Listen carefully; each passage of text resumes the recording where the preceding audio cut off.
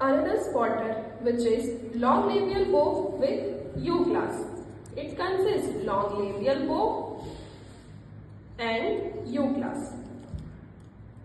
It consists of the bow that makes contact with the most prominent labial teeth and the two loop that ends distal to first premolar.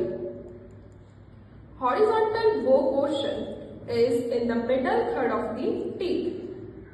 Vertical bend or the right angle bend to form the loop is given at the mesial one-third of the first premolar.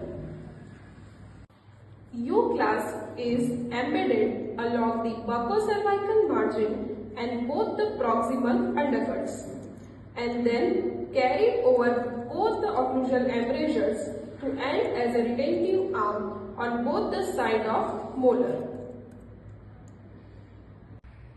Indication is in case of minor anterior space closure, second, minor overjet reduction, third, closure of space distal to canine, fourth, guidance of canine during canine retraction using palatal retractor, and the last, it is used as a retaining device at the end of fixed orthodontic treatment.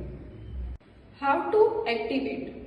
Activation is done by compressing the U-loop by 1 mm. Advantages are it can be used to close the space between canine and premolar. Second, it can control the canine. Third, it is used for retention.